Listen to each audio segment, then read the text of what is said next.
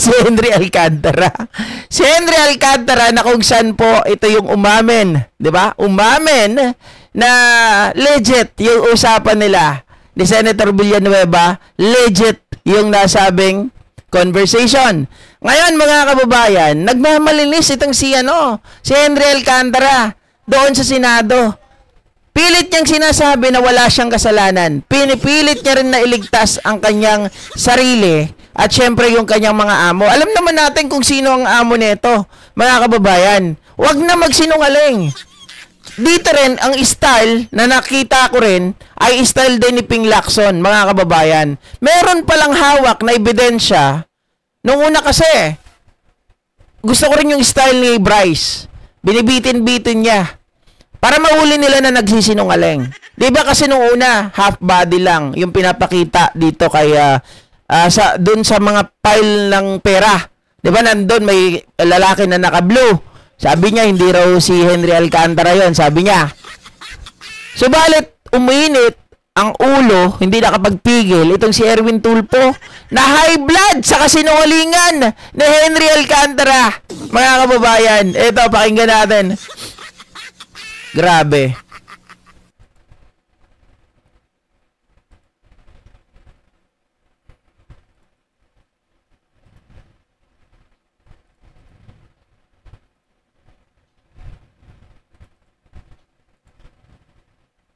Project engineer na ibinibili na wag sasabihin kahit kanino at lalong-lalo po sa akin. Paano po, lagi na lang po kasi gano'n, Your Honor, medyo pasensya na po kayo At gusto ko po sa katotohanan dito. Ngayon mag-ghost project lang pinag-uusapan po natin kung sino talaga ang pasimulo dyan. Salamat po. If I may, with the indulgence Senator JB. Ito na. Ang problema sa iyo kasi, Mr. Alcantara, ikaw yung hepe. Tama. Dapat ini-inspeksyon mo. Pangalawa, kung mo sabihin wala kang kanyalaman, andun ka sa limpak-limpak na pera na ini-impact. Sana tinanong mo saan galing ito mga iho. Napakarami naman. Kung sabing hulog ng langit yung pera na yon. Di ba ang una kasing inaano niya, ang palusot niya, mga kababayan, hindi raw siya kasabwat doon sa mga flood control. Sa mga ghost projects. Wala raw siyang ginalaman doon. Ngayon, ang sistema kasi dito sa DPWH, mga kababayan, hindi dapat silang magbayad sa kontraktor. Hindi yung kontraktor ang magbabayad sa kanila. 'Di ba? Ito, nahuli na nandun siya sa harap ng pile of money. So it must have come from somewhere. It must have come somewhere na illegal. Kaya napakadaming pera. Kaya nga. So, huwag mong sabihin at huwag kang magmamalinis dito na sila lang, puro sila din naman. Well, man, ikaw yung hepe. Dapat doon pa lang kagad nakita mo na napakaraming pera. You would have stopped them. At maging itong si Dumasig, huwag ka magpa-santo-santo yung mukha dyan. Si Dumasig yung yung kanilang inspector na kala mo santo-santito.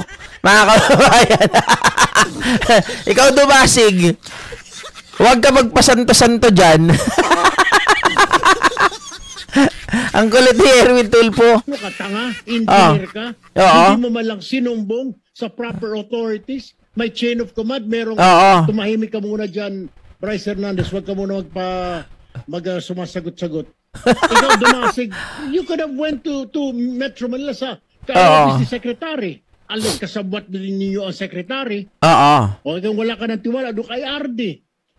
Nagsabwatan kasi kayo. Dahil kumita kayong lahat. Kasama ka sa casino pinikit mo na rin kasi ang mata mo. Nasaan yung social responsibility, moral responsibility mo sa bayan na ito?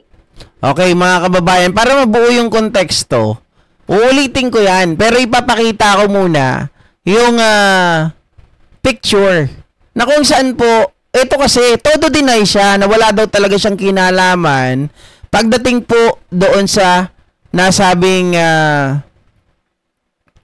tawag dito?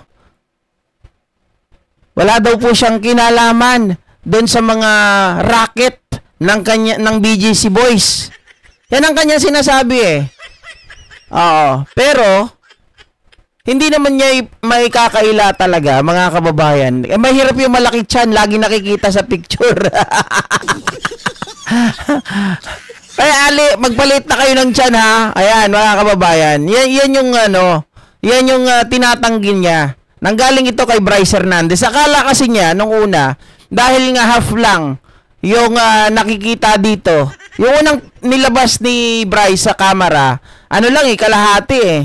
Kaya lang ang palatandaan doon, mga kababayan, unang-una, nung kahit kalahati pa lang yan, sinusubukan na nila kung magsisinungaling ba ito. Pero meron dyan kahapon, yung picture niya, tapos yung patek niya, Patek Philip.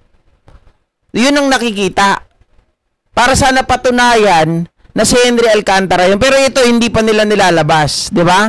Hindi pa nila nilalabas to eh. Kasi ito yung huling baraha nila. Baka kasi magsinungaling.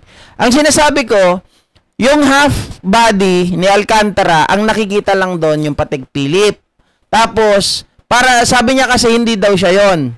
Okay? Kasi wala daw siya dyan. Hindi daw siya kasama ng mga to sa pagdidistribute ng pera doon sa mga proponent. Ngayon, mga kababayan, ipinakita doon yung kasama si Henry Alcantara, tapos may bata, tinatakpan yung mukha ng bata. Yun ang magpapatunay pa lang na si Henry Alcantara na yon. Kaya lang hindi na-discuss sa house. Hindi na paliwanag yung konteksto.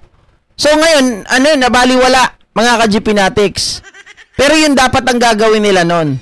Uhulihin si Alcantara kung sinungaling talaga or hindi.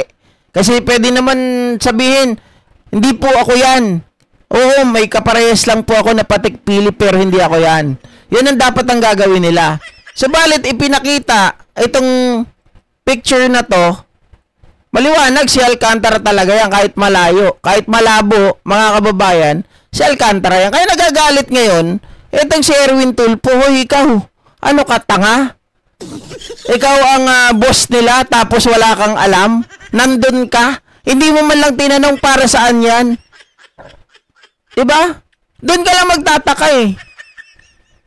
Napakaraming pera doon. Tapos hindi mo question yung mga tao mo? Sa mga tuwid, mga kababayan, sinungaling ka. May alam ka talaga. Project engineer na ibinibili na wag sasabihin kahit kanino at lalo po sa akin. Paano po, lagi na lang po kasi gano'n, Your Honor, medyo pasensya na po kayo At gusto ko po talaga lumuwas sa katotohanan dito. May mga ghost project lang pinag-uusapan po natin kung sino po talaga ang pasinunod dyan. Salamat po. If I may, with the indulgence of Senator JB, ang problema sa iyo kasi, Mr. Alcantara, ikaw yung hepe. Oo. Tama? Dapat ini-inspeksyon mo. Pangalawa, kung mo sabihin wala kang kanalaman, nandun ka sa limpak-limpak na pera na iniimpake. Sana tinanong mo, saan galing ito mga iho? Napakarami naman. Kung mo sabihin hulog ng langit yung pera na yun. Hulog ng langit. sa pool talaga siya dito eh. So, it must have come from somewhere. It must have come somewhere na illegal. Oo. Kaya napakadaming pera. At saka ako naniniwala talaga, mga kababayan, itong si Bryce Hernandez, hindi kikilos ito na hindi po inuutusan ng kanyang boss. Ang ibig ko pag sabihin dito, mga kababayan, hindi ko sinabi na itong sila Henry ay malilinis, ay sila Bryce Hernandez. Ang sinasabi ko po dito, sa buhatan talaga ito. 'Di ba? Kaya nga sabi niya ni Bryce Hernandez, all out na nga po ako eh. Handa kami na ibalik kung ano po yung magiging outcome ng investigasyon. 'Di ba? Sabi niya gano'n. Kaya naniniwala ako, at ito malinaw sinasabi niya na handa siyang pumirma ng waiver sa bank secrecy law, mga kababayan. I-identify lahat ng bangko na gamit nila para ngayon ito po ay matingnan ng AMLA. 'Di ba? So doon pa lang makikita na natin si Henry Alcantara kasi ayaw. Sabi niya sa house, may karapatan naman po siguro ako na tumanggi. Ayaw niya talaga eh. 'Di ba? At saka mga kababayan, ang hirap pag isang opisina lang po kayo. Ito tatandaan natin. Pag isang opisina lang po kayo, ang hirap gumalaw na ang boss nyo walang alam, tapos kayo na nasa ilalim niya, isang opisina, isang kwarto, kayong nasa ilalim niya ay mayroong ginagawang kabalbalan. Tandaan po natin yan, ang hindi po kayo makakagalaw basta-basta. Na kayo, kabalbalan ang ginagawa ninyo, pagnanakaw ang ginagawa nyo, tapos hindi malalaman ng boss nyo. Napakahirap po niya na-explain, mga kababayan. Napakagaling mo ng tao niyan. Na hindi nalalaman ng boss nyo na may ginagawa kayong kababalaghan. Kaya hindi nyo maluloko si Erwin. Di ba? Huwag mong sabihin at huwag kang magmamalinis dito na sila lang, puro sila din naman. Oo. Man, ikaw yung hepe. Dapat doon pa lang kagad nakita mo na napakaraming pera. You would stop them. At maging itong si Dumasig, huwag ka magpa-santo-santo yung mukha dyan. Tanga, engineer ka, hindi mo malang sinumbong sa proper authorities. May chain of command, merong tumahimik ka muna dyan, Bryce Hernandez, huwag ka muna sumasagot-sagot. Ikaw, Dumasig, you could have went to Metro Manila sa office ni Secretary, unless kasabwat din ninyo ang Secretary. O kung wala ka ng tiwala, doon kay RD. Nagsabwatan kasi kayo. Dahil kumita kayong lahat. Kasama ka sa kasino eh. O, pinikit mo na rin kasi ang mata mo. Kala ko ako lang yung pumipikit yung batay, mga kababayan, dahil inaantok eh. Ito rin pala mga ito. Diba? At isa pa, mga ka-GPnatics, tingnan nyo yung mga regalo, yung GMC, LC300, mga kababayan na sasakyan, biglang-biglang isinuli. Diba? Biglang, sabi niya, ito daw ay regalo.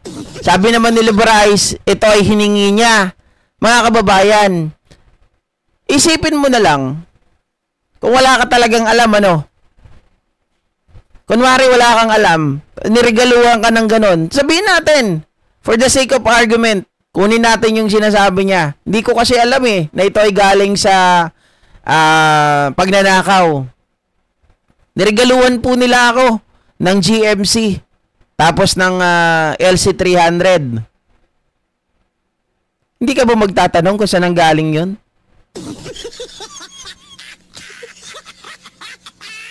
Alam mo sa sarili mo bilang isang DE, alam mo ang sahod ng assistant district engineer.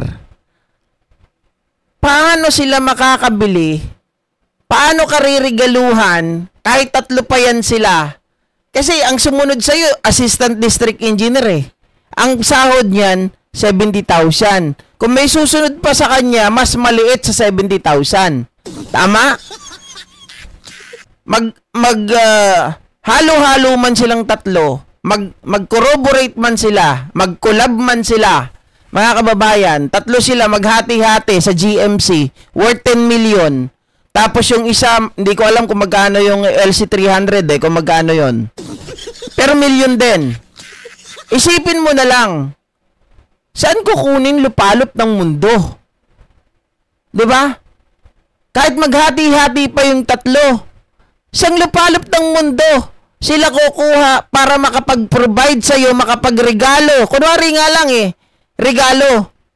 Paano makakapagregalo ng ganon kamahal? Mga kababayan, ilang taon nilang pag-iipunan yun? 70,000 lang ang sahod kada buwan. Ibig mo sabihin, mga ka-GPnatics, hindi na sila kakain araw-araw? Di ba? Magkano yung LC300? May nakita ko dito. Ang mga patek na mga politicians at engineers mahilig magsuot ng Patek Philippe. Kaya nga Pero magkano yung yung LC300? Hindi ko nakita kung magkano yun May nabasa ako dito. Modus operandi na nila yan ka-GP noon pa. Kaya nga po no? Oo, Mama Annabelle, magkakasama sila di ba? Pero nagmamalinis kaya si Erwin Tulfo, hoy, wag mo kaming paglulukuhin. Nakaharap ka dyan sa limpak-limpak na pera, tapos sabihin mo wala kang kinalaman.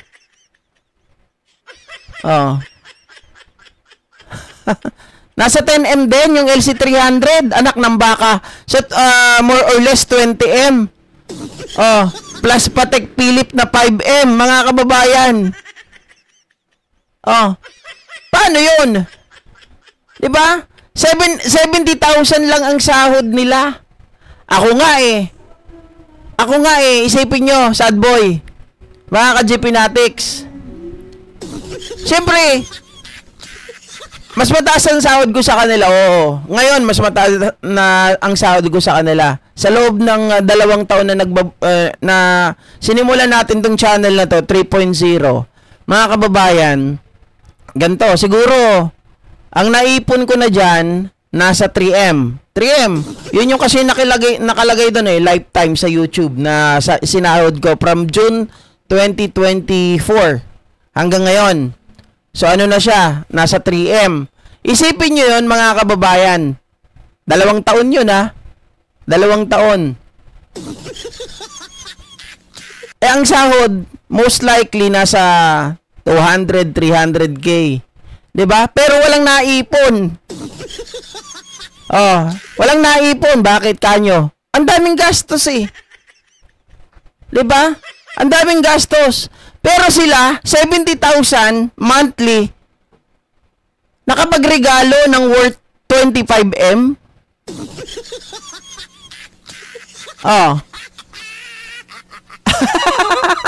At isa pa, masasabi natin, itong mga to, kung bakit nakakalusot, meron po itong kasabwat din sigurado sa COA. Oo. Sabi ni Jamie Boy Bahay, 5 million regalo, Miss Universe ba siya? Oh. $140,000 po dito sa New Zealand. Oh, tingnan nyo. Rolly Labrador. Ang laki nun. 'Di ba? Dollars pa. $140,000 dyan sa inyo. Oh, di napakalaki talaga nun. Hindi, eto na nga, sinabi na nila yung yung presyo. GMC 10M, LC300 10M. Kunwari, sabihin natin tama yung figure natin. 5M sa Patek Philippe, Patek Philippe. 5M. Oh, 25M na kagad yun. Ang hirap nun, ha. Mga kababayan, ipunin mo yung ganon. Ang bilis. Samantalang 70,000 ka lang. Hindi ka na makakakain na noon. Ano yun? Wala nang kainan araw-araw? Sabi ni Ma'am Jenny Ramos, baka nanalo sa casino, Sir GP. Hindi, alam naman natin yung kalakaran sa sa casino. Mga kababayan, 'di ba? Ano sila? Chips to cash, cash to chips. Parang naglo-launder na tong mga to. Hindi, ano lang yan, isang madali na sasabihin natin. Mga sindikato talaga tong mga to.